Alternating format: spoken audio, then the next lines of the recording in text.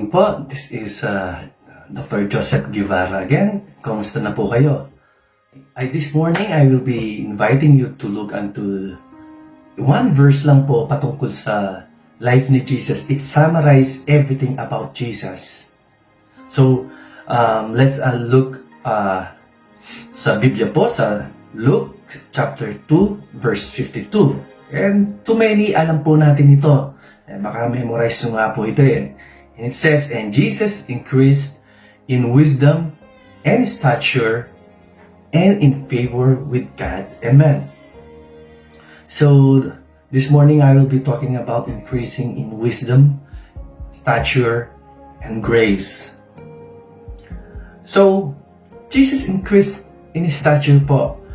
This is a reality na, of course, we can interpret this one as literal. Yung pong si Jesus, he grew. And marami pong mga Bible scholars say and claim that malaki ang katawan ni Jesus and that he's healthy. Why? Because his profession was carpenter. And during that time po, medyo hindi naman po ganun kadali ang pagiging karpentero because there are no machineries. Para po meron po silang pag meron po silang project like mesa o upuan, kailangan nilang mag-cut ng 2x2. Hindi naman po yan dadaan sa machines.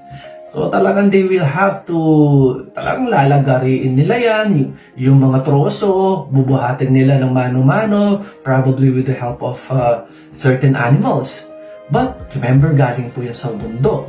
So talagang it's very challenging and obviously you have to be strong physically for you to be able to do that. Now, another way of looking stature is yung pong status, yung aningin ng mga tao sa iyo, yung integridad mo, paano ba? Ano ba ang integridad mo? So Jesus, lumaki po habang tumatanda siya, he increased in his status. So, yung pong kanyang perceptions ng mga tao sa kanya, gumaganda. So, that's how Jesus was. And if you think about it, how did he do? Probably because he is a carpenter. Probably mababa siyang maningil, if meron man siyang mga projects. And probably pulido yung mga trabaho niya. And he's very honest, obviously, because he was an obedient child during his pinakita yun sa Biblia. In fact, in Luke 2:51, it says that Jesus was obedient to his parents. So, ngayon po, bakit po natin kailangang pag-aralan at i-realize sa buhay natin na Jesus increased in stature? One, this is one reality po. I have to focus on this one again. It's about physical status of each of every one of us. Lalo na po ngayon na panahon ng pandemic ng COVID-19. I don't know if you know, but it's common na yung pong mga comorbidities, yung pong sinasabi mga nagko-cause or pag nagka-COVID ka ay malaman lalala ka. Pag meron kang diabetes, hypertension, asthma, ganun. So those are the comorbidities na sinasabi na pag meron kang ganun, pag nagka-COVID ka, medyo pangit ang chance of survival mo. Medyo it's not as good as pag wala kang diabetes. It is not as good as kung hindi ka mataba, kung lean ka. So, this time of pandemic is a time for us to be healthy also. Maging health conscious po tayo. And one way to be healthy is, alam po natin lahat, is exercise. Yung mga simple daily chores, daily exercises na ginagawa natin, hindi po yung mga daily chores na sinasabi natin, naghuhugas ng plato, nagwawalis, hindi po yun. Really, you have to devote devote times, kahit mga 30 minutes lang, walking, or at least stationary jogging, ganon. And you have to also to realize, and it has been found, made clear, na hindi lang po exercise to be healthy. In fact, mas importante po ito, yung eating right. Having the proper diet. If you have the right diet, most likely, you will have a better health, sapagkat marami pong mga sakit. Like yung pong diabetes na sinabi ko, hypertension po, yung mga comorbids na sinasabi natin sa COVID-19, yung pong mga yon, yung mga diabetes na yon, they are all related to metabolic diseases, which ibig po sabihin nun yung metabolic is certain diseases pertaining sa mga food-related. Okay? So, it's very important po sa panahon na ito na maging aware po tayo sa mga kinakain natin. Bigyan po natin ng attention. It doesn't cost us much. All we need is just a little intelligence, knowledge on how to eat well.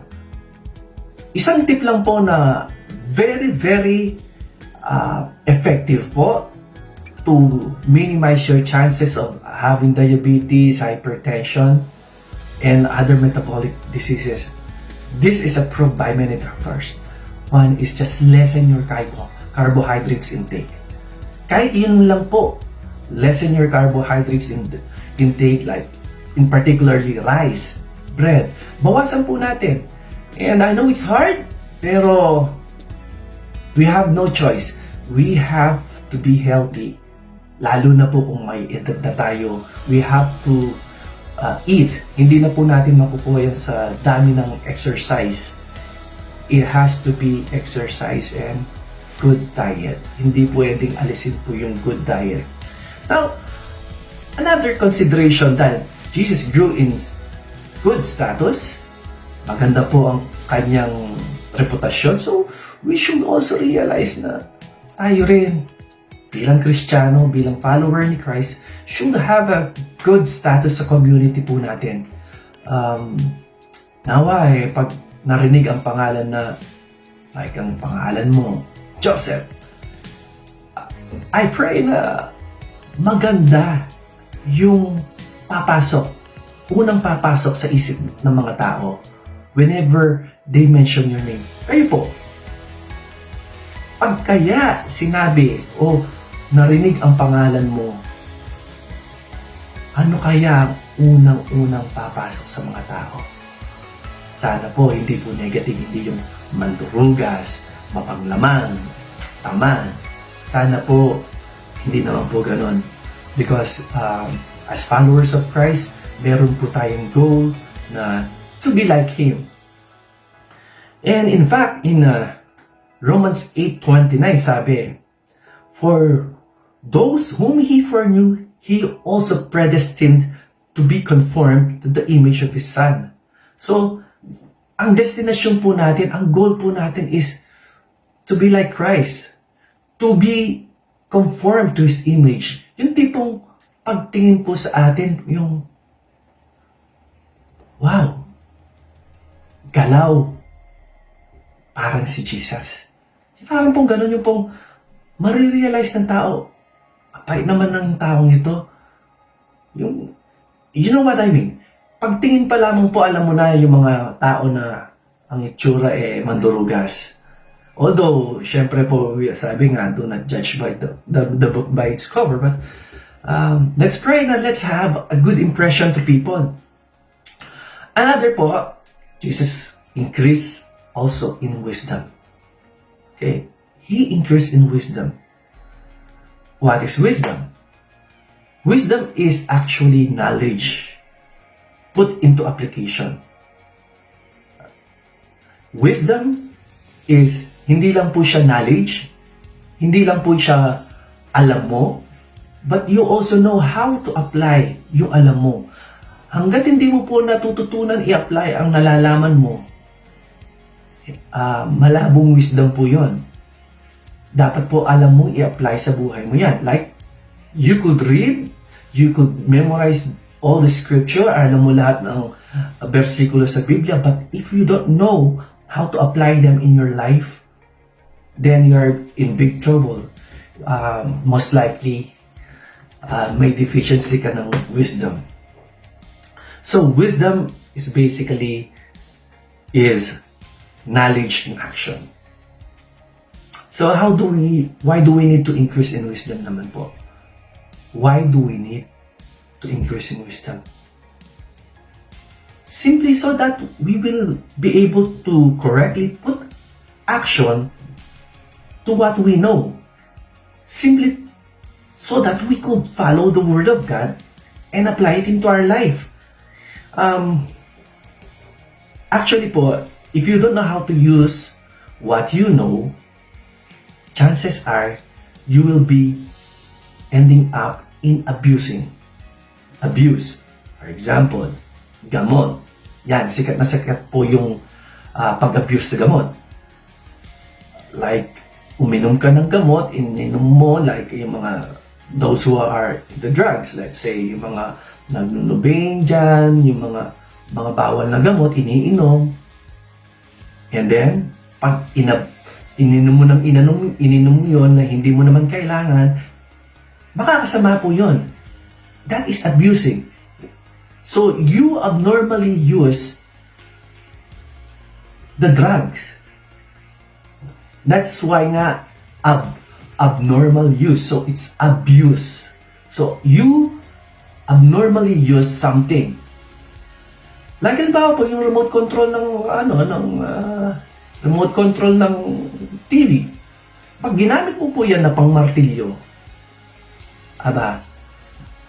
you are obviously abusing your remote control. If you have your cellphone and siya po ang ginamit mong pampukpok sa mga langaw para pampatay ng mga mosquitoes, then obviously masisira po yan and you abused your cellphone. I remember po minsan, nakikitipid po ako kasi pinapagawa ang bahay ko. So, I had this car, lumang sasakyan, yung mga Mitsubishi Lancer po. And I went to San Fernando, sa Wilcon, bumili po ako ng tiles. And yung pong mga gulong ko, bagong-bago. As in, siguro, 99% pa lang po. As in, hindi pa, halos siguro 1 month pa lang po nun. Sa likod. And sinakay ko po yung mga tiles. Pag-andar ko po, nung nakadaan po ako sa malubak, narinig po, krr, krr, krr. And kala ko baka meron nasisira. Anyway, nung minto po ako, pinandar kong dahan-dahan, wala naman po. And then, nung pong bumibilis na naman ako, meron na naman po akong narinig, krrrr, krrrr, krrrr. And then, hinahanap ko po, minto po ako, hinahanap ko kung saan yung cause ng ingay.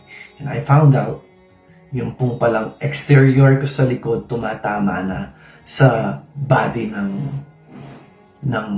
sasakyan ko. And, nasira po yung mga exterior kong yun. Mahal po nun. So, nakitipid-tipid po ako. Hindi po ako yung 300 o 500 na delivery fee. Tinipid ko yun. Sabi ko, kaya naman ng kotse ito. But I was wrong. I abnormally used my car. So, ano pong nangyari? Mas napalaki po ang problema ko. Napalaki po ang aking gastos. Marami po tayo mga na-abuse sa buhay po natin. Hindi lang po natin napapansin. Like halimbawa po, yung pagpupuyat. Unnecessary na pagpupuyat. Like, marami po sa mga kabataan, napupuyat po sa games. Sa online games. That is, in a way, an abuse of yourself. Ng katawan mo, it's not gonna do you good. Yung pong mga napupuyat sa FB, sa kakapanood ng Netflix, sorry to say, but pag napupuyat ka na, because of those things, you are abusing yourself. And it's not, you are actually becoming unhealthy. And pag nagkasakit, iiyak-iyak, tatanong, bakit Lord ako ganito? Bakit po Lord ako nagkasakit? Bakit po Lord ako ngayon wala ng pera? Pumunta po lahat sa mga doktor o sa hospital.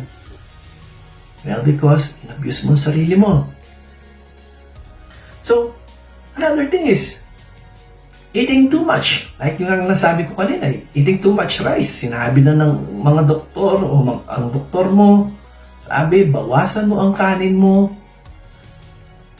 Pag kumakain ka, 4, 5, hindi naman siguro, 3, 4 na cups. It's not healthy. Sinabi na yan ng doktor, and you've heard me many times. It's not healthy. It will lead you to certain diseases. And for your information po, meron yung tinatawag na non-alcoholic liver cirrhosis. So that is sakit po yun sa liver. Ang kala po natin noon, ang mga cirrhosis, sakit sa liver, it's due to alcohol intake, yung sobrang pag-inom po ng alak. Hindi po. Meron din po yung sobrang pagkain ng carbohydrates. Nagkakaroon po ng cancer, nagkakaroon po ng sakit sa liver, and ang mahal pong magkasakit. Marami pong sakit because of simply not eating properly. Yung pong ano natin, yung freedom po natin, kung minsan we abuse it. Kung ano-ano po yung napopost natin. Sometimes nga, dahil hindi tayo believe sa mga decision ng mga government officials natin, we could make some bad comments sa mga government officials natin, and meron nga yun na nabalitaan natin, meron pinakita pangit na imahe sa presidente natin, and hindi ko na po na-follow up kung anong nangyari doon, but I figured, and I learned, yung teacher na yun was very, very sorry for what she has done. She literally abused her freedom of expression. So, ito po, hindi natin, I would like to emphasize on this one. This is something na I wish people will realize. If alam po natin ito, if we'll not just abuse this one, malamang-lamang hindi po tayo magugutom. Any idea kung ano po yun? Yung pong saan abuse? It is abuse, abnormal use of our soil. Or literally, hindi mo man pinapabayaan mo lang nagkakaroon ng grass dyan, ng damo. Pinapabayaan mo lang. And pagkatapos, nagre-reklamo kang wala kang makain. Bakit hindi ka magtanim? Simple, kahit magtanim ka ng kamote, tutubo yan. Ako po, I have some pictures. Hindi ko lang na may papakita sa inyo sa bandang kanan namin sa labas. Meron pong tumubo na talong.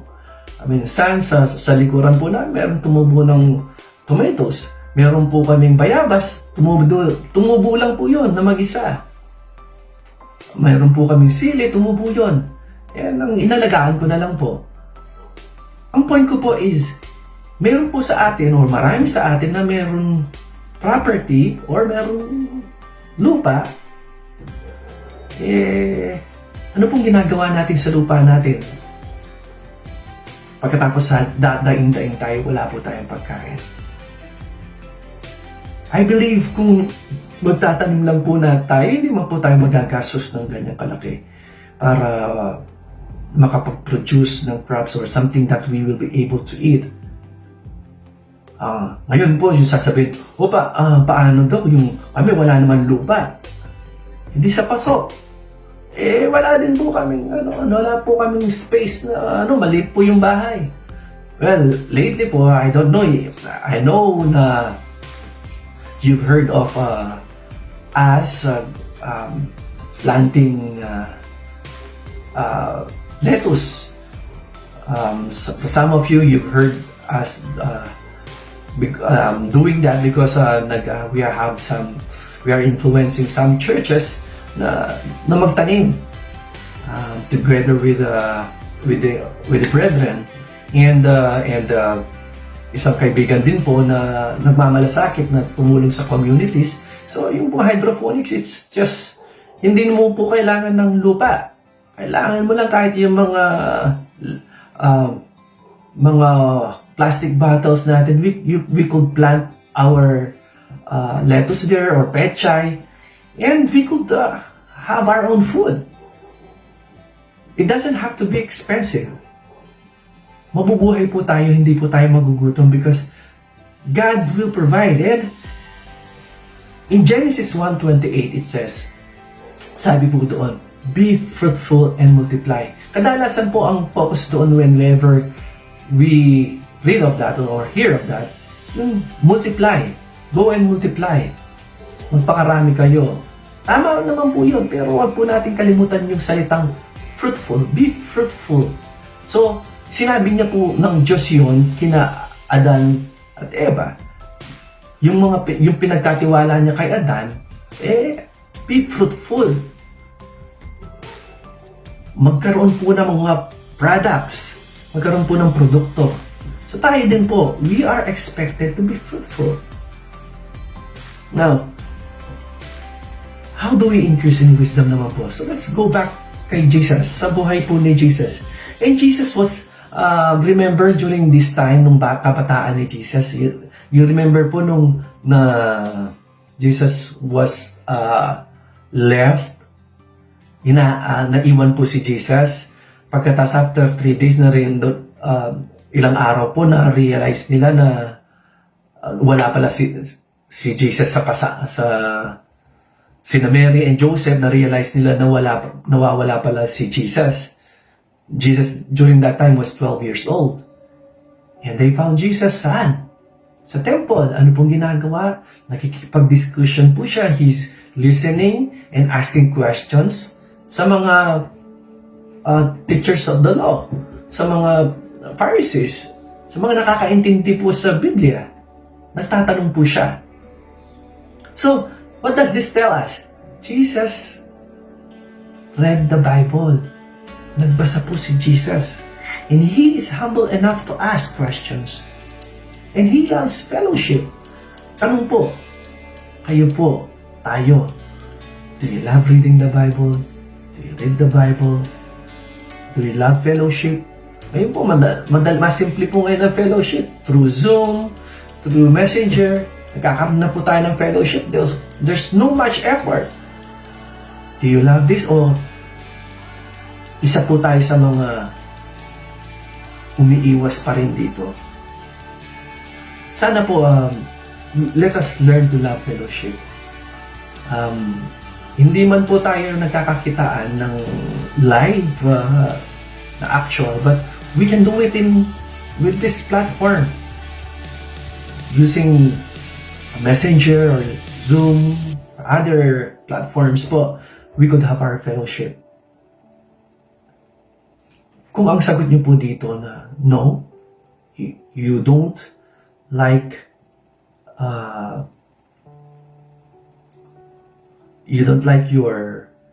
the fellowship, and delikado po. So I encourage you po, let us read the Bible. Encourage po natin ng Bibles so that we'll be instructed to live. And sabi nga po sa James 1:22, it says, but be doers of the word and not hearers only. So when we read the Bible kasi po, we will have instructions. And when we hear these instructions, let's do them. And once we do these instructions, once we do these things, this knowledge that we accumulate, we tend to have wisdom. Nagkakaroon po tayo ng katalinuhan sa buhay. Natututo po tayong dumiskate. Tingnan niyo po, mayroon pong, kahit na nagkaroon po ng pandemic, nag-shine po yung mga may wisdom, especially on the business side. I've heard of a story before ng pandemic, hirap na hirap siya sa pagbayad ng sasakyan niya, sa mga obligations niya, pero sa kakaisip niya, sa kakapray, nagkaroon siya ng opportunities, nagkaroon siya ng ideas, and these ideas, he put them into, actually, ang kinukwento ko po is babae, she put them into action, nagtinda po ng mask, nagtinda ng mga PPEs, and you're just using the cell phone. Mas actually nag-increase po siya. Meron, I also know, gumawa po sila ng gumawa po talaga sila ng mask, and they are now doing mass production and nagsusupply sa iba't ibang bansa. So, kahit po sa kahirapan, if we just have wisdom, we will be able to survive. Yung iba, wala po problema kahit lockdown. Hindi sila magugutom. Bakit po? Kasi nagtanim po sila. So, let's put into action yung po mga nalalaman po natin. Then another third point po, yung panghuling point na gusto ko pong emphasize sa inyo.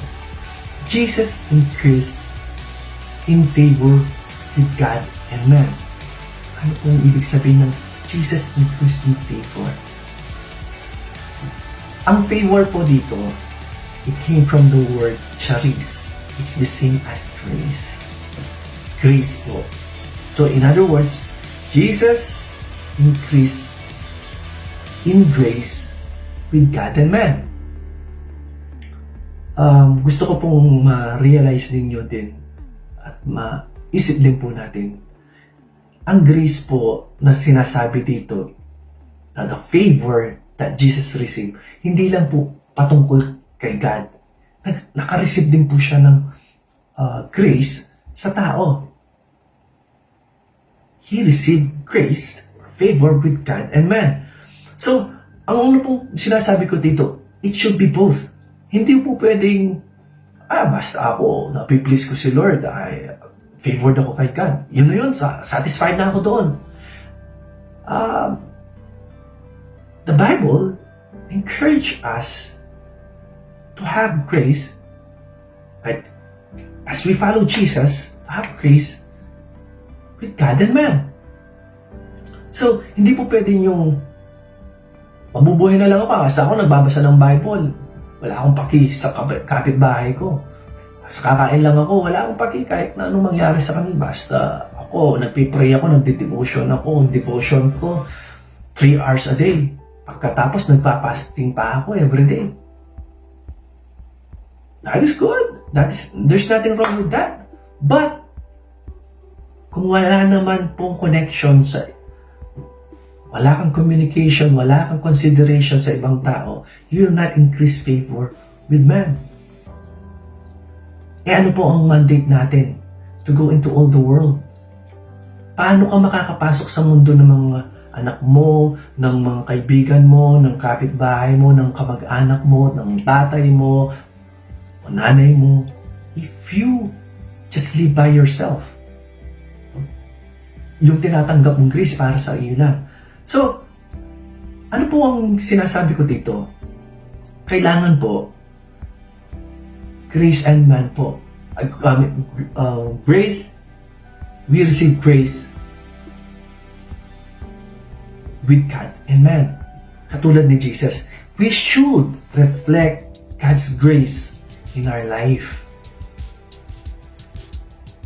Sana po, and my prayer, maging prayer nyo rin po na people will see Christ in our life progressively. Hindi man po pagka born again mo kaagad-agad nagbago ka si Jesus na makikita. Well and good. Pero importante po dahan-dahan po nag-improve po tayo. Mas nagiging kamukha na po natin si Lord. Now, how do we become like Christ? It is depending on His grace, katulad ni Jesus. Si Jesus po kasi He lived by grace. Kaya po, ang mga sulat po ni Paul, sa beginning, sa end part ng mga sulat ni Paul, it all says, it always pertain about grace. Live by grace. May the grace of God be with you. Laging may grace. So it is inevitable po. Hindi po pwedeng mabuhay tayo na walang biyaya. Bilang Kristiyano po, we have to live by grace. But, paano po yun? How do we live by grace naman po? Kasi po meron po tayong mga kapatiran na they have their own different perspectives na pananaw sa grace na so sad, sometimes po hindi na po gaano nagiging for me, this is my personal view, na hindi na po nagiging in line with the scripture. Meron pong ako nababalitaan na nakakalungkot na they live by grace. They claim to live by grace. Pero bakit po ganun? Bakit? Nabalitaan ko mas napasama ang buhay. Nabalitaan ko meron po yung mas na-involved pa sa pag-iinom. Nabalitaan ko na mas nagkaroon pa ng conflict ang asawa ay naghiwalay pa. Well, I've heard this not in one church but many churches. Nakakalungkot po ito, nakakabahala. And probably tayo po, we have this tendency to abuse grace. But huwag po natin kalimutan yung sa Biblia na sinasabi sa Titus 2:11-12. It says, "For the grace of God has appeared that offers salvation to all people." No problem with that. We receive salvation by God's grace. It is not the result of our own effort. It is God's gift to us. Now, verse 12 po ng Titus 2.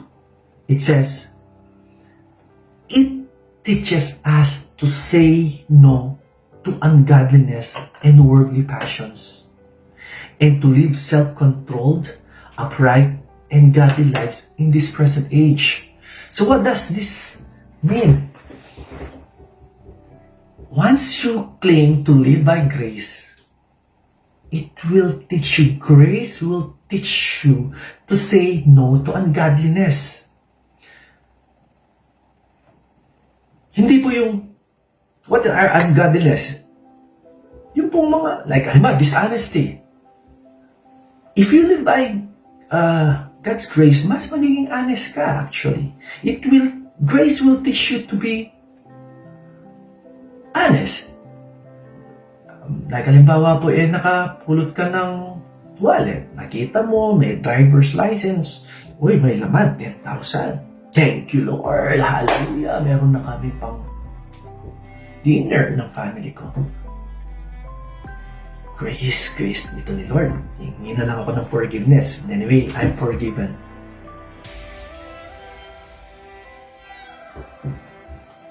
Is that the real grace that God is teaching us? Napadaan ka sa mga barkada mong umiinom ng alak. Pre, one for the road. Uminom ka. Okay. Then, dito ka muna. Uminom ka pa. Inom. Madalang lang naman eh. And then pag-uwi mo, napagkalitan ka ng asawa mo. Nag-aaway kayo. Do you like that?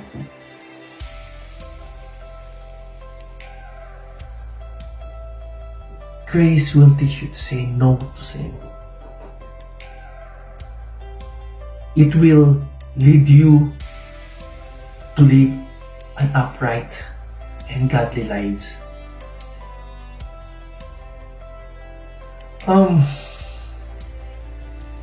If you truly live by God's grace, you will avoid sin. You will avoid anything that displeases God. So, worldly passions God will teach you. The grace of God will teach you and me to say no sa mga bisyo, sa alak, sa sigarilyo, sa any form of addiction, sa gambling, pagsusugal, pambababae. It will teach us to say no to these things. So, grace will teach you to say no to sin. And instead, it will help you to live a self-controlled life. Noon po yung nakakasampung sigarilyo ka sa isang araw, ngayon maging 9, then 8, 7, 6, in one day, little by little, everyday mawawala po. Ganun din po sa alak. Kung sa magiging upright po tayo, wala silang masasabing masama sa atin. Kung grace will teach you to paggising mo sa umaga, si Lord ang hinahanap mo, yung Bible ang hinahanap mo, nagpe-pray ka. That is living by grace, and that's very nice. It must make us godly. If it doesn't, alam mo naman po kung you're doing the right thing eh. Tanungin mo pa ang asawa mo. Tanungin mo ang mga anak mo. If they are displeased with you, probably there's something wrong with what you are doing or with your principles na kinukuha mo sa Biblia and putting them into action. Baka meron pong pagkakamali doon. Bottom line, if you will live by grace, you say no to anything that displeases God.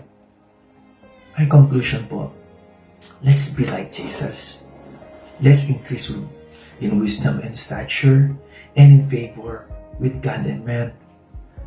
And if by chance po, you are not yet sure of your salvation, God's grace gives salvation po. It's for free. It's not the result of your own effort. And I am inviting you to receive His grace of salvation. And may I lead you to a short prayer po. If you want to accept Jesus, let's pray po. Lord, I ask you for forgiveness. Sundin niyo po ako sa mga gustong sumunod at tumanggap kay Jesus, Lord. I ask for forgiveness sa mga mali ko pong nagawa o sa mga nasabi ko, Panginoon. Hinihingi ko po ng kapatawaran. Yung pong kasalanan ko po. I just accept you, Lord God. At I acknowledge you as the driver of my life, the Lord of my life, na ikaw na po masusunod. Hindi na po yung mga layaw ko, Panginoon, o yung mga point of views ko. It is you na po. Lord, I surrender all to you. Maraming salamat po. In Jesus' name, amen. So, may I invite you for a closing prayer po. Lord, maraming salamat po sa pagkakataon na ito na we were able to hear your word. In times of pandemic pa rin po, na where everything seems to go down, na wala pong improvement, everything seems to decrease. Lord, we can still increase, particularly in wisdom. We can still increase in stature. We can increase in grace. We can increase in grace. Having favor with God and man, Panginoon. Maraming salamat po. And let us learn to live by God, by grace, God. We love you, God. In Jesus' name, amen. So, God bless you po and have a wonderful Sunday ahead. Thank you po. God bless you.